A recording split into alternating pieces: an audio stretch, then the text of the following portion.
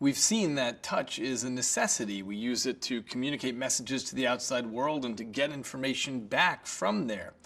But a basketball player who's high-fiving a teammate, or the kind of incidental decision swaying that we get from holding a heavy or light clipboard, that's a very different type of communication than what happens when you're deliberately sending a message, like writing a letter, or what a company does when it's trying to communicate something about a brand. And there's a lot of interest lately in how touch influences those kinds of messages.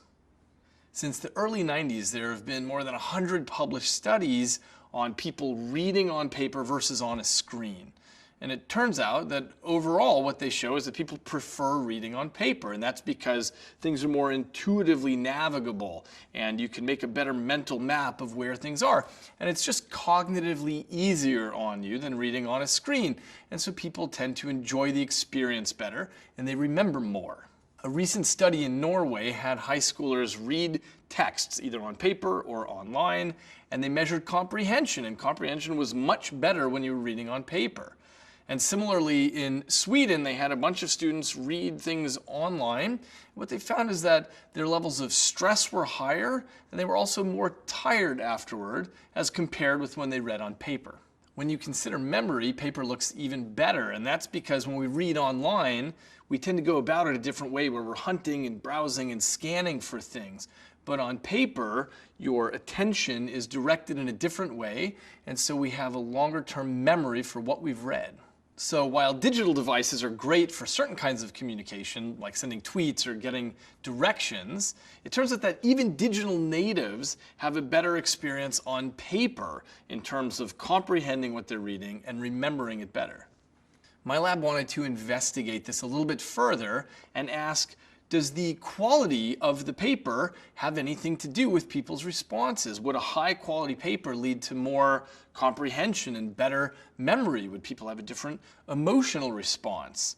And given that the brain uses the same networks when judging people and companies, we wanted to understand whether this haptic communication would influence how people feel about brands. It's a classic question for communicators. How does the medium shape the message?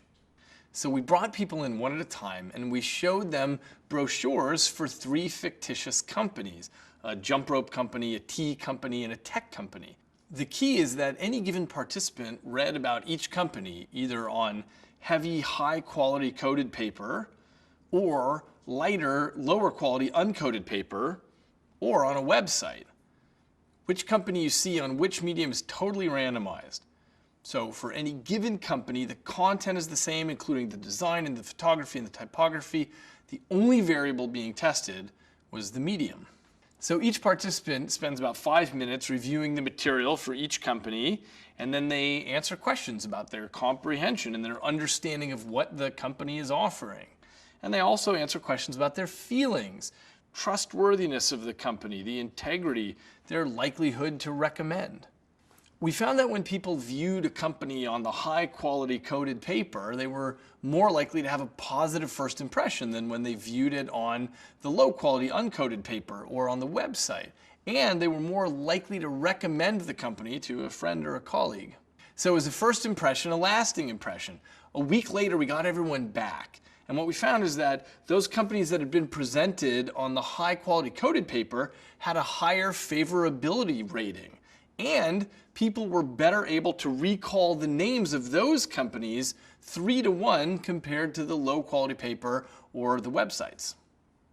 The company presented on the high-quality coded paper was also the most likely to get rated as having the highest degree of quality. And this is in contrast to the company that was presented on the low-grade uncoded paper, which was the most likely to get rated as raising doubt. So just like with hot coffee or hand warmers or heavy clipboards or comfortable chairs, the quality of paper matters. In my lab study, the high-quality coded paper was the most conducive to building knowledge and fostering positive long-term memories. So our study extends what previous research has shown, which is that the physical nature of paper unconsciously influences our decisions.